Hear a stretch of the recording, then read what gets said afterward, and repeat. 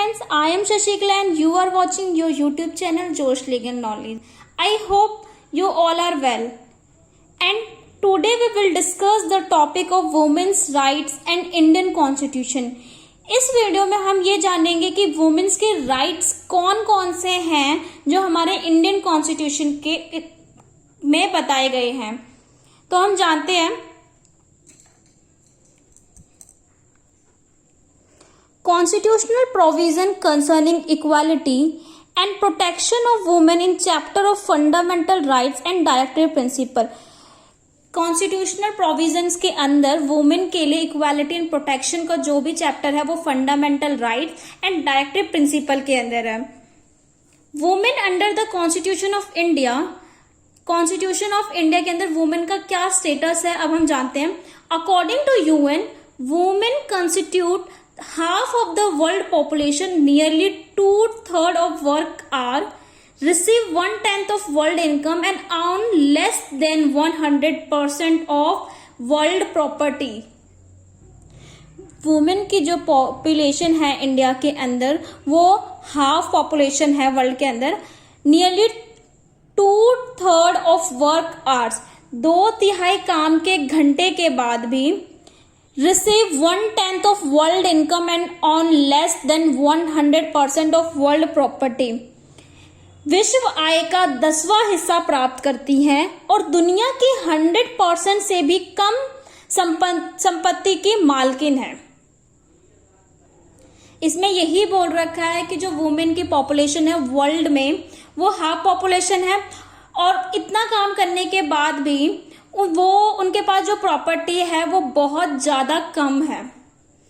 In view of supreme court observe in Madhu Krishna versus state of Bihar, इस case के अंदर supreme court ने observe किया था women from half of the Indian population, women have always been discriminated against man and have suffered denial and are suffering discrimination in silence, self sacrifice and self denial are their nobility and fortitude, and yet they have been subjected to all kinds of inequalities, indignities, incongruity and discrimination.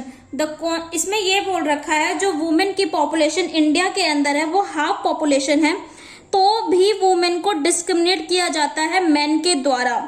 वो बहुत ज्यादा सफर होती है, discrimination behaviour, उनके साथ ऐसा बर्ताव किया जाता है जैसे कि डिस्क्रिमिनेशन किया जा रहा है उनके साथ। और इस सब से क्या है, उनके अंदर इनइक्वालिटीज है, इनडिग्निटी है, इनकॉन्ग्रुइटीज एंड डिस्क्रिमिनेशन है। और इन सब को देखते ही वो उनके अंदर ऐसी फीलिंग आ गई है कि वो कुछ कर नहीं सकती हैं।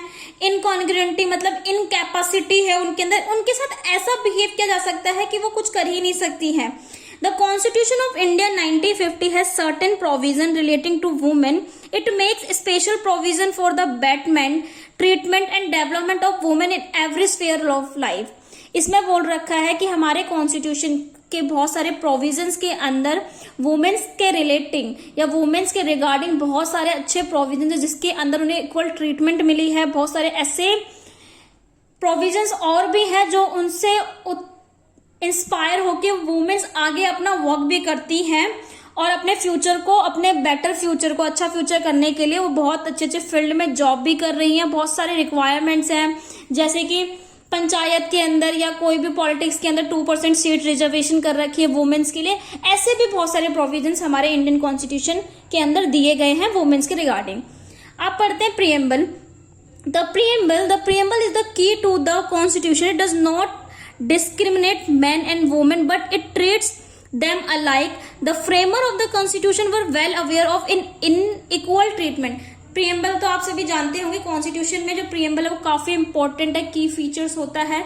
इसमें बता रखा है कि प्रीएम्बल के अंदर बोल ही रखा है कि डिस्क्रिमिनेशन वुमेन्स के लिए, वुमेन्स के साथ नहीं होगा। और जो कॉन्स्टिट्यूशन का फ्रेमर्स था वो काफी ज्यादा अवेयर था, इसलिए उसने इक्वल ट्रीटमेंट के लिए सारे प्रोविजंस लगाए हैं हमारे प्रीएम्बल एंड इंडियन कॉन्स्टिट्यूशन के अंदर। Out to the fair sex from the time immemorial, इसमें वही बता रखा है कि सेक्स हो, कोई सा भी मेल हो या फीमेल हो, सबको इक्वल ट्रीटमेंट मिलेगी। In India, this history of separation of women in very old and long, which is responsible including general and special provision for upliftment and development of the status of women. इसमें बता रखा है कि जो suppression का जो suppression करते थे, जो मेल ना सप्रेस करते थे वुमेन को, वो काफी टाइम से चलता हुआ आ रहा है. अब इन्हीं सब चीज को अपलिफ्ट करने के लिए डेवलपमेंट बहुत जरूरी है. बहुत सारे प्रोविजंस अपलिफ्टमेंट के लिए आए हुए हैं ताकि स्टेटस ऑफ वुमेन, जो वुमेन का स्टेटस है वो डेवलप हो, अच्छा हो. Certain provisions are specifically design for the benefit of women. बहुत सारे ऐसे प्रोविजंस है जो वुमेन के लिए ही बहुत जरूरी है, जिस वुमेन्स के लिए डिजाइन किए गए हैं कि उनके बेनिफिट के लिए हो. Undoubtedly the preamble appended to the Constitution of India 1950 contains various objectives including the equality of status and opportunity to all the citizens. This objective has been inserted with the view to give equal to men and women in terms of opportunity. ऐसे preamble के अंदर और constitution के अंदर ऐसे provisions बनाए हैं जिसके अंदर इक्वल ट्रीटमेंट तो मिल भी रहा था, इक्वल अपॉर्चुनिटी भी मिल रही है वुमेन्स को. सो पढ़ते हम. Fundamental rights. Part 3rd of the Constitution of India 1950 deals with the fundamental rights. The provision regarding fundamental rights have been enshrined in Article 12 to 35, which are applicable to all citizens irrespective of sex. However, certain provisions protect the rights of women.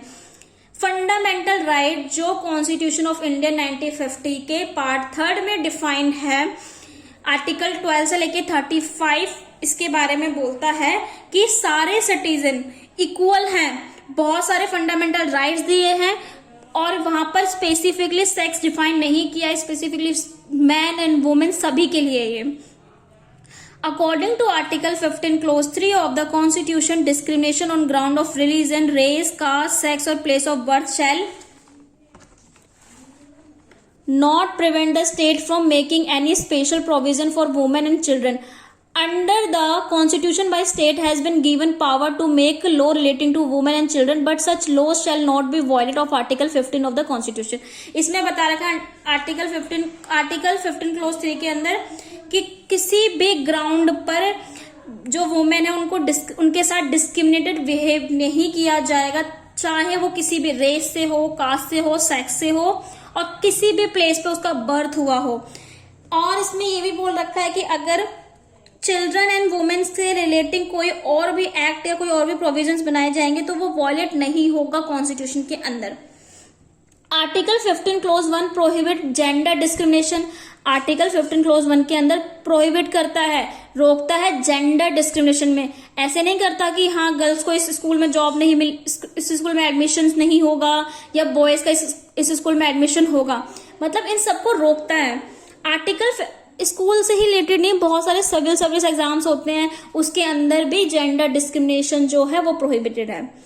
Article 15 Clause 3 lives that ignominy and permit the state to positively discriminate in favor of women to make special provision to ameliorate their social, economic and political condition and accord them parity. इसमें ये बता रखा है article 15 Clause 3 के अंदर कि state बहुत सारे पॉजिटिवली प्रोविजंस बनाएगी वुमेन्स के लिए, चाहे वो सोशल, इकोनॉमिक एंड पॉलिटिकल उसमें हो, पॉलिटिकल के अंदर, सोशल के अंदर और इकोनॉमिक्स के अंदर ऐसे कोई भी प्रोविजंस को इंक्लूड कर सकती है जिससे वुमेन्स का स्टेटस इंप्रूव हो. Constitution make article close 2 of Constitution makes special provision for women and children. It empower the state to make special legislation in this regard. The court have always approved the validity of such special legislation. Rather, special measures these women and children oriented beneficial legislation can be seen in the ambit of criminal law. It is to be noted that the Constitution of India guarantees all the rights to women which are given to men. The special features of fundamental rights are as under. इसमें ये बता रखा है कि women's and child के लिए बहुत अच्छे अच्छे प्रोविजंस बना रखे हैं जो वुमेन्स के लिए और चिल्ड्रन के लिए बेनिफिशियल्स हैं, क्योंकि हमेशा वुमेन्स को डिनाई किया जाता है, चाहे वो किसी भी फील्ड में हो। उनको उनके लिए ऐसे प्रोविजंस बनाना बहुत ज्यादा जरूरी था ताकि वो वुमेन्स उस काम के लिए आगे आए जिस काम के लिए उनको रोका जाता था हमेशा, कि वो अपने घर से बाहर नहीं निकल सकती। बट आज के टाइम पे जो वुमेन्स है वो घर से बाहर भी निकलती है, वो हर जॉब में, हर फील्ड में आगे हैं। तो अब कौन कौन से प्रोविजंस है फंडामेंटल राइट्स के अंदर? फर्स्ट है right to equality. Article 14 and 15 of the Constitution, it means the equality of opportunity and equality before law, equal protection in the law, not discriminating against any person on ground of sex, religion, caste and place of birth, and no discrimination in the matter of public employment on the ground of sex only, as provided under Article 16 of the Constitution। इसमें बता रखा है article 14 जो define करता है equality before law, right to equality before law, कि law से पहले सब इक्वल हैं और इक्वल प्रोटेक्शन मिलनी चाहिए, किसी को भी डिस्क्रिमिनेट ना करे, चाहे वो किसी भी कास्ट, रेस और सेक्स का हो। सेकेंड है राइट टू फ्रीडम, जो आर्टिकल 19 to 22 डिफाइन करता है of the constitution, deal with the right to freedom. It include right to freedom of speech, protection in respect of conviction for offense, protection of life, personal liberty and protection against arrest and detention etc. सभी women's भी freely हैं, women's ही नहीं, यहाँ पर man women सभी freely हैं कि वो, उन्हें फ्रीडम ऑफ स्पीच है कि वो कुछ भी बोल सकते हैं, प्रोटेक्शन मिल सकती है उनको कन्विक्शन ऑफ ऑफेंस के लिए, प्रोटेक्शन ऑफ लाइफ है उनके पास, पर्सनल लिबर्टी है and protection against arrest and detention etcetera. मतलब सभी लोग यहाँ पर फ्री हैं, चाहे वो गर्ल मेल हो या फीमेल हो, सभी इक्वल है, उनको सभी को प्रोटेक्शन मिलेगी, सभी को फ्रीडम है कुछ भी बोलने का, इन सब का। Right against exploitation, according to article 23 of the constitution, traffic in human being and force labour in prohibited employment of children is prohibited under article 24 of the constitution. इसमें बता रखा है कि जो लेबर जो चिल्ड्रन लेबर है ना, उनको प्रोहिबिटेड कर रखा है, वो काम नहीं कर सकते under the age of 14 years.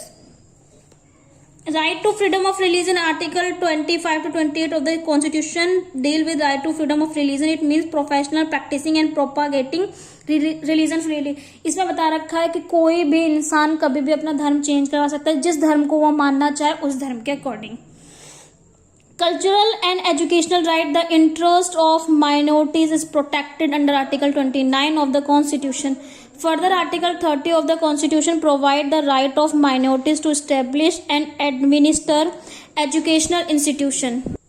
इसमें बोल रखा है कि minority, the interest of minority is protected under Article 29 of the Constitution. Further, Article 30 of the Constitution provide the right of minority to establish and administer educational institution. इसमें यह बता रखा है किसी भी माइनॉरिटी को ये नहीं बोला जाएगा, प्रोहिबिट नहीं किया जाएगा, क्योंकि एजुकेशनल का राइट सबके पास है, सबको एजुकेशन का राइट है, सब पढ़ना चाहते हैं और पढ़ भी सकते हैं और पढ़ना भी चाहिए उन लोगों को, क्योंकि जब हमें गवर्नमेंट राइट टू एजुकेशन हम लोगों को दे रही है तो हमें इसका फायदा भी उठाना चाहिए, और माइनॉरिटी जो लोग हैं उन्हें तो सबसे आगे आना चाहिए इस चीज के अंदर। अगर ऐसे प्रोविजंस माइनॉरिटीज को हम नहीं देते या कॉन्स्टिट्यूशन नहीं देता तो जो माइनॉरिटीज है वो तो आगे कभी बढ़ ही नहीं पाते। इसीलिए बहुत सारे ऐसे प्रोविजंस थे जो माइनॉरिटीज जैसे एससी कास्ट के लोग और भी बहुत सारे कास्ट के लोगों को स्पेशल प्रोविजंस दे रखे हैं हमारे कॉन्स्टिट्यूशन के अंदर। Right to constitutional remedies, every citizen have provided the right to constitutional remedies. Article 32 to 35 deals with the right to constitutional remedies. Every citizen of India has a right to constitutional remedies, that is approaching courts for enforcing fundamental rights. सभी के पास constitutional remedies हैं, वो article 32 के अंदर जा सकते हैं। इसके ऊपर मैं एक फर्दर वीडियो बनाऊंगी। आर्टिकल 32 के अंदर सुप्रीम कोर्ट के पास हम किस रिट को फाइल कर सकते हैं। फर्स्ट है, women shall not be denied a job merely because she is a women. किसी भी वुमेन को, ये केस से रिलेटेड हम कुछ केसेस जानेंगे इससे रिलेटेड, कि किसी भी वुमेन को डिनाई नहीं किया जाएगा क्योंकि वो वुमेन है। एक केस है एयर इंडिया वर्सेस नारगेस मिर्जा। इस केस के अंदर क्या है, पहले हम इसको पढ़ेंगे फिर मैं इसको ओवरव्यू बताती हूँ इस केस का। The apex court held that a women shall not be denied employment merely on the ground that she is a women as it amount to violation of article 14 of the constitution. इसमें बता रखा है किसी भी women को deny नहीं किया जाएगा उनके एम्प्लॉयमेंट को इस ग्राउंड पे कि वो वुमेन है क्योंकि आर्टिकल 14 का वायलेशन हो रहा है। आर्टिकल 14 क्या कहता है? Equality before the law. In the present case, wherein air hostess of Indian Airlines and Air India have challenged the service rules, which stated that इस केस के अंदर जानेंगे कि जो एयर होस्टेस है उनके लिए कौन से चैलेंजेस थे, सर्विस रूल्स क्या क्या थी। तो वो रूल्स पहले हम पढ़ेंगे। फर्स्ट रूल था air hostess shall not marry for the first 4 years of their joining.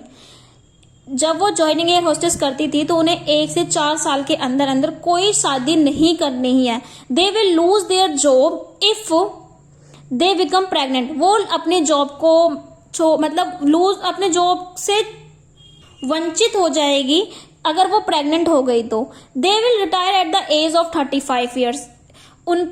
35 years पे उनको रिटायर कर दिया जाएगा unless managing director extend the them by 10 years at his direction.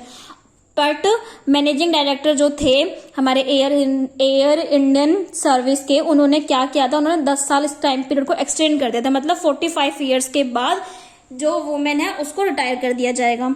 The supreme court of India suggested that the first provision is legal. इसके अंदर क्या था?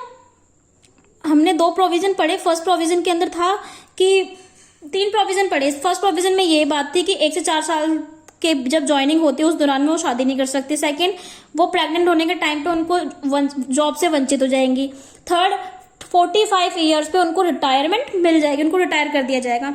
इसमें क्या कहा था सुप्रीम कोर्ट ने? The supreme court of India suggest that the first provision is legal as it would help in promotion of the family planning program and will increase the expenditure of airlines requiring air hostess or temporary or ad hoc basis. But the second provision and third provision to be declared as unethical, abhorrent, unreasonable, arbitrary, unconstitutional, and an open insult to Indian womanhood.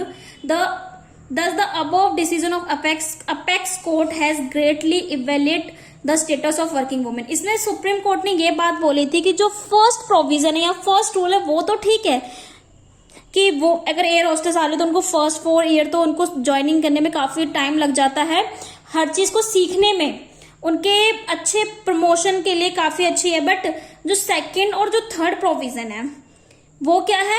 जो इन लोगों ने restrictions लगाए हैं कि उनकी job, अगर वो pregnant हुई तो उनकी जॉब छोड़ दी जाएगी, तो ये सब क्या है? ये अनकॉन्स्टिट्यूशनल है, ये कॉन्स्टिट्यूशनल के खिलाफ है। क्योंकि एक वुमेन का राइट होता है कि वो प्रेग्नेंट हो, उसका राइट है वो। और आप किसी को भी ऐसे एज पर रिटायरमेंट नहीं दे सकते हो कि कोई स्पेसिफिक अपना टाइम पीरियड कर दे। जब गवर्नमेंट करती है, जैसे कि 65 years पे रिटायरमेंट मिल जाती है लोगों को, तो ऐसे टाइम पे ये भी होना चाहिए। तो इस वाले केस के अंदर फर्स्ट वाले प्रोविजन को तो वैलिड बोला था कि ठीक है कि अगर फर्स्ट टू 4 year है उसके अंदर तो लोगों को मतलब जो एयर होस्टेस है उनको प्रैक्टिस करने का टाइम पीरियड मिलता है और उन्हें अपने आप को अच्छा कुछ सीखने के लिए या उनको प्रमोशन के लिए ये बेनिफिट टाइम है। But second and third provision को अनकॉन्स्टिट्यूशनल घोषित कर दिया गया था क्योंकि ये इंडियन के वुमेनहुड को इंसल्ट कर रहा था। अब हम पढ़ेंगे denial of seniority promotion on the ground of sex. किसी भी सीनियरिटी को उनके ग्राउंड पर प्रमोशन जो होती है उस पर रोक नहीं लगा सकते। Rules regarding seniority and promotion in Indian foreign service was challenge before the apex court in Indian foreign service का एक केस आया था, जो केस था CP Muthamma versus union of India. ये बहुत ज्यादा फेमस केस था, बहुत ज्यादा फेमस केस है, बहुत इंपॉर्टेंट केस है ये। इस केस को स्टार्ट करने से पहले मैं बताऊंगी कि मुथुमा थी कौन। मुथुमा एक वुमेन थी जो Indian first women Indian foreign service officer बनी थी, सर्विस ऑफिसर बनी थी। 1948 के अंदर इन्होंने सिविल सर्विस एग्जाम को पास किया गया था। रिटायरमेंट होने के बाद भी ये काफी ज्यादा एक्टिविस्ट थी, इन्होंने बहुत सारे एक्टिविटीज के अंदर पार्टिसिपेट किया था कि हमारे इंडिया जो है वो अच्छा काम करे। अब इस केस में हम ये जानेंगे कि इस केस को इस केस का आने का पर्पस क्या था? Held that the rule relating to seniority and promotion in Indian foreign service which make discrimination only on ground of sex is not any unconstitutional but also a hangover of the masculine culture of having cuffing the weaker sex. In this instant case, a writ petition was filed before the apex court wherein it was contended that she had been denied promotion to grade first on the ground of sex which violated the article 15 of the constitution of India 1950. इस case के अंदर जो मुथुमा थी, उनका जो Indian forest service में जो वो काम कर रही थी, वो इतना अच्छा काम कर रही थी जिसके चक्कर में उनको प्रमोशन मिल रहा था, बट जो मिनिस्टर ऑफ एक्सटर्नल अफेयर्स थे, उन्होंने ये केस डाला था कि इन्हें जो है वो इनको प्रमोशन नहीं मिलना चाहिए क्योंकि ये एक लेडीज हैं और प्रमोशन जो है वो सीनियरिटी के बेस पे नहीं मिलनी चाहिए। तो इस केस के अंदर जो मुथुमा थे उन्हें सुप्रीम कोर्ट जाना पड़ा, रिट फाइल करनी पड़ी, was filed before the apex court wherein it was contended that she had been denied promotion to grade first on the ground of sex, कि ग्रेड फर्स्ट के अंदर प्रमोशन जो मुझे मिलने वाली थी उसे मेरे को डिनाई किया जा रहा है, वंचित किया जा रहा है। ऑन द ग्राउंड, किस ग्राउंड पे? क्योंकि वो महिला है और जो वॉयलेट करता है आर्टिकल 15 ऑफ द कॉन्स्टिट्यूशन को। The apex court allowed the petition and held the rules 8 clause 2 of Indian foreign service conduct and discipline rules 1961 which require that an unmarried woman member should take permission of the government before the marriage. After the marriage she may be asked any time to resign if it is felt that her family life affect her efficiency as of right to be appointed to the service.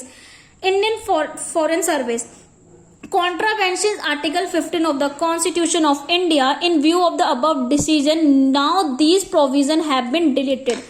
इसमें ये बोल रखा था, जो supreme court था उसने petition को file कर लिया और उसने जो उनकी प्रमोशन रोकी जा रही थी उसको खत्म कर दिया और इंडियन फॉरेन सर्विस से जो rule 8 clause 2 of Indian foreign service में दिया हुआ था, उस रूल के अंदर जो डिसिप्लिन लिखे थे 1961 में, वो डिसिप्लिन ये थे कि कोई भी इंडियन फॉरेन सर्विस जो वुमेन ऑफिसर है वो शादी करने से पहले सरकार से परमिशन लेगी। बट इस प्रोविजन को हटा दिया गया था और डिलीट कर दिया गया था क्योंकि अब वो बिना गवर्नमेंट से पूछे भी शादी कर सकती है। और इसमें यह भी प्रोविजन डाला गया था कि अगर शादी के बाद उन्हें कभी भी रिजाइन किया जा सकता है अगर उनकी फैमिली लाइफ जो अफेक्ट कर रही है उनकी इस जॉब से, और इस प्रोविजन को भी हटाया गया था। अगर वुमेन जब चाहती हैं कि वो रिजाइन देना चाहे तभी वो दे सकती है, ऐसा कोई दबाव उन पे नहीं आएगा। इस केस के अंदर 3 मैन की बेंच बैठी थी जो जस्टिस वी.आर. कृष्णा अय्यर ने देखा था और अय्यर जस्टिस साहब ने ही इनको इस केस को या इस रूल्स को डिलीट किया था। अब हम पढ़ते हैं second case, beauty contest whether violation of constitutional provision. Beauty contest, अगर आप किसी भी महिला का ब्यूटी के ऊपर आप कुछ बोल रहे हैं वो अनकॉन्स्टिट्यूशनल है, वायलेशन आप कॉन्स्टिट्यूशनल कर रहे हो। इसमें कैसा है, सी राजकुमारी versus commissioner of police Hyderabad. Andhra Pradesh High Court held that if a beauty contents indecently represent any woman by depicting in any manner the figure of woman, form, body or any part thereof in such a way so as to have the effect of being indecent or derogatory to or degrading women or likely to deprive, corrupt and injure the public morality would be violative of the provision of the Indecent Representation of Women Prohibition Act 1986 and also unconstitutional as it violate Article 14, 21 and 51A of the Constitution of India। इसमें ये बात बोली गई थी कि beauty contents के time पे अगर आप किसी भी वुमेन को ऐसे रिप्रेजेंट कर रहे हो जैसे कि उसके फिगर को आप मेंशन कर रहे हो या ऐसा कर रहे हो जो बहुत ज्यादा गलत तरीके से है और उससे किसी पब्लिक मोरालिटी का वायलेशन हो रहा है, आप किसी भी वुमेन को ऐसे प्रेजेंट नहीं कर सकते हो जिससे जिसका स्टेटस है वो खराब हो। तो चाहे वो आप ड्राइंग या पेंटिंग के थ्रू भी आप कर रहे हो तो भी वो वायलेशन है कॉन्स्टिट्यूशन का। इसीलिए representation of women prohibition act 1986 को बनाया गया था, also unconstitutional as it violate article 14। और इस केस के अंदर ये बोला गया था कि आर्टिकल 14 का इसके अंदर वायलेट किया जा रहा है, 21 का and 51A of the constitution of India का वायलेट किया जा रहा है, क्योंकि इसके अंदर ब्यूटी कॉन्टेस्ट के टाइम पे वुमेन को ऐसे रिप्रेजेंट किया जा रहा था जिससे वुमेन की इंडिसेंट और डेरोगेटरी पे इफेक्ट पड़ रहा था।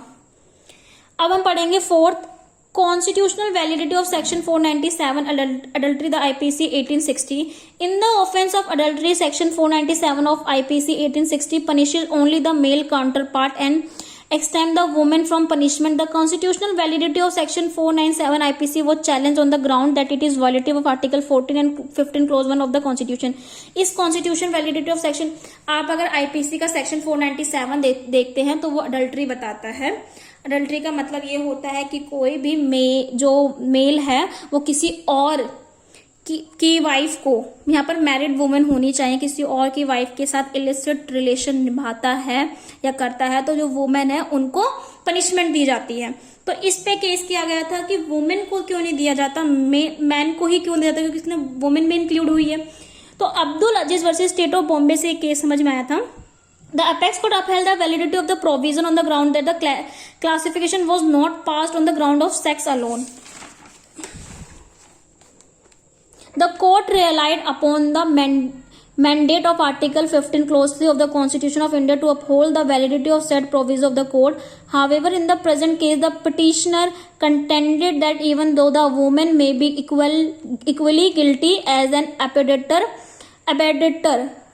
only the man was punish while violate the right to equality on the ground of sex. इस केस के अंदर यही बात आई थी कि जब मैन को इस चीज के लिए गिल्टी घोषित कर दिया जाता है तो वुमेन भी इक्वल गिल्टी करती है, तो उसे क्यों पनिशमेंट नहीं मिलती।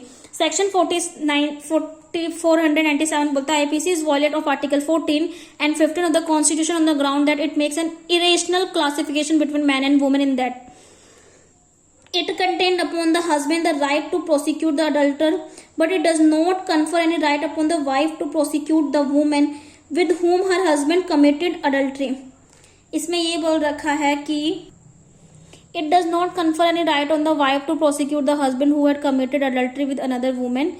इसमें कोई भी प्रोविजन ऐसा नहीं है, राइट नहीं है वुमेन का कि वो प्रोसिक्यूट कर सके उस हस्बैंड के पास जो अनदर वुमेन के हस्बैंड है। It does not take in cases where the husband has sexual relation with an unmarried women with the result it is amount to having a free licence under the law to have extra marital relationship with unmarried women. इसमें ये बता रखा है कि कोई भी जो शादीशुदा या मैरिड जो मैन है वो एक अनमैरिड लड़की के साथ एक्स्ट्रा मैरिटल अफेयर रख सकता है, बट वुमेन के पास ऐसा कुछ नहीं है। और इसमें यह भी बता रखा है कि अगर आपको जब एक्स्ट्रा अफेयर मैरिटल रिलेशनशिप दे रखा है तो आप अनमैरिड वुमेन के साथ तो वैलिड है, ये हमारे लॉ के अंदर भी है, तो आपको किसी और के हस्बैंड की वाइफ के साथ करने का कोई राइट नहीं है। Indian constitution and special provision for women. ऐसे इंडियन कॉन्स्टिट्यूशन के अंदर कौन से स्पेशल प्रोविजन है जो वुमेन्स के लिए है। First, reservation of seat for women in college, जैसे कि रिजर्वेशन सीट्स, बहुत सारी सीट्स होती है जो वुमेन के लिए कॉलेज के अंदर दी गई होती है और भी बहुत सारे फील्ड के अंदर दी जाती है, बट इसके अंदर हमें केस पढ़ेंगे the Bombay high court in Dattatraya versus state of Bombay case के अंदर आया था has held the reservation of some seat in women's college is not unconstitutional. The court observed the establishment of educational institution exclusively for women is not hit by Article 15 of the Constitution. इस case के अंदर ये बात आई थी कि women's के लिए जो रिजर्वेशन दी जाती है वो तो इक्वालिटी ऑफ मैन के लिए हार्म करती है, क्योंकि equality of women and equality of man मतलब सबको इक्वल माना है, तो यहाँ पर मैन को क्यों नहीं रिजर्वेशन दी जा रही है। इस केस में ये बात आई थी कि वुमेन्स को इसलिए रिजर्वेशन दी जाती है ताकि वो आगे आए, वो हर चीज को उनका एजुकेशन राइट है, अगर उन्हें रिजर्वेशन ऑफ सीट दी जा रही है तो वो जल्द आगे आएंगी, नहीं तो बहुत सारी ऐसी माइनॉरिटीज हैं, माइनॉरिटी जो वुमेन होती है, जो पुअर वुमेन्स होती है वो आगे नहीं आती, बट रिजर्वेशन जब दी जाती है तो वो इस को देख के आगे आती हैं। तो इस केस के अंदर बताया था कि ये कोई अनकॉन्स्टिट्यूशनल नहीं है। UP court of ward act 1912 proprietorship relating to property, Rani Raj Rajeshwari versus state of UP. इस केस के अंदर मैं पूरा पढ़ के आपको नॉर्मली बता देती हूँ। Where in the issue related to a discriminatory provision in a status was adjudicated under the UP court of ward act 1912। According to this act a male proprietor could be declared incapable in managing his property only on one of the 5 grounds mentioned therein, and that too after giving him an opportunity of showing cause to why such a declaration should not be made. A female proprietor could be declared incapable to manage her property on any ground, and without giving her any show cause notice. The Allahabad High Court held that this provision was bad because it amounts to discriminate on the basis of sex, which is violate Article 15 Clause 1 of the Constitution of India 1950. Allahabad high court ने इस case के अंदर कहा था कि जो mail को proprietorship मिली है कि वो प्रॉपर्टी को बहुत अच्छे से मैनेज करके रख सकते हैं और फीमेल को नहीं रख सकते हैं, तो इलाहाबाद हाई कोर्ट ने कहा था ये प्रोविजन गलत है क्योंकि ये वॉयलेट करता है article 15 close 1 of the constitution of India 1950 को। और भी the constitution validity of section 437 of the CrPC, इसके अंदर भी वैलिडिटी है। The immoral traffic prevention act 1956 and the Indian constitution भी ऐसे आए थे। ट्रैफिक प्रिवेंशन एक्ट भी आ गया था 1956 के अंदर। Directive principle of state policy and womens, directive principle जो हमारा है वो पार्ट 4 में डिफाइंड है कॉन्स्टिट्यूशन के। इसके अंदर बता रखा है कि कौन कौन से ऐसे प्रोविजंस है जो वुमेन्स के लिए हैं। This policy envisages equal rights to work, equal work, adequate means of decent and dignified livelihood to both man and women. इसमें बता रखा है कि इक्वल राइट टू वर्क है, किसी भी कंपनी के अंदर या कहीं भी ये डिनाई नहीं किया जाएगा कि ये वुमेन है, उसको उस चीज से, उस वर्क से या उस एम्प्लॉयमेंट से उसको डिनायल नहीं मिलेगा। तो मैन एंड वुमेन इक्वल है। These are guarantee under the DPSP, guarantee है डीपीएसपी में directive principle of state policy में। Part 4 of the constitution containing article 38, 39 A, D and E, 42, article 44 and 45 deal with the welfare and development of women. जो हमारे directive principle of state policy जो part 4 के अंदर article 38, 39 A, D, E, 42, 44 and 45 के अंदर development and welfare women के लिए बारे में बताया हुआ है। अब हम लाइन वाइज पढ़ते हैं। Article 2, according to article 39 A, the state should direct is policy toward securing that the citizen man and women equally have the right to an adequate means of livelihood, दोनों के पास livelihood का right है। This article provide equal right for all citizen irrespective of sex to adequate means of livelihood as per article 39 D of the constitution in the state that there should be equal pay for equal work for both man and women. कि जितना first of all तो equal work मतलब किसी भी women को deny नहीं किया जाएगा उस वर्क के लिए, और equal pay for equal work. पहले के टाइम पे ये होता था कि कुछ भी कोई भी काम करे मैन को जो पैसे ज्यादा दिए जाते तो उससे अगर वो वही वर्क जो है वुमेन करती थी उसके लिए उसको कम पैसे दिए जाते थे। बट आर्टिकल 39 डी के अंदर ये बात आई थी कि equal pay for equal work, कि इक्वल पेमेंट होनी चाहिए इक्वल वर्क के लिए, चाहे वो मैन हो या वुमेन हो। Thus, the state is under constitutional obligation to direct its policy towards securing that there is a equal pay for equal work for both men and women. Principle of equal work is constitutional goal. Constitutional goal है equal work का, क्योंकि पहले के time पे और आज के time पे बहुत सारी ऐसी जगह है जहाँ पर इक्वल वर्क्स नहीं दिए जाते उन लोगों मैन वुमेन्स को। Man and women worker to be protected equally, चाहे वो मैन हो या वुमेन हो उनको इक्वल प्रोटेक्शन मिलेगी।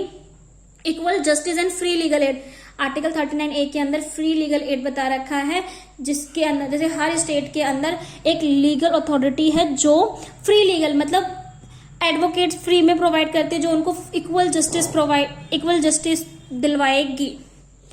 Uniform civil code and gender justice equality conversion right as to plurality of marriage is not conferred on husband, conversion होना चाहिए। Protection of women from prostitution and rehabilitation of their children, protection मिलेगी जो prostitution women's होती है उनको, उनके children's को भी। PIL regarding eradication of prostitution, public interest litigation आप डाल सकते हो प्रोस्टिट्यूशन के खिलाफ। Article 23 of the constitution and reservation of FC और ST बैकवर्ड क्लास वुमेन्स के लिए, SC जो कास्ट के लोग होते हैं, ST कास्ट के लोग होते हैं, इनके लिए रिजर्वेशन है कॉन्स्टिट्यूशन के अंदर। Womens right to make reproductive choice, जो वुमेन्स के पास राइट है रिप्रोडक्टिव चॉइस का कि वो बच्चा कब कर सकती है कब नहीं कर सकती है। सो आई होप आपको ये वीडियो पसंद आई होगी। इसके अंदर आपका सब टॉपिक कवर हुआ है, क्लियर भी हुआ होगा कि वुमेन्स के राइट्स कौन कौन से हैं जो हमारे इंडियन कॉन्स्टिट्यूशन के अंदर दे रखे हैं। आई होप मैंने बहुत सही तरीके से समझाया है विद केस रिलेटेड।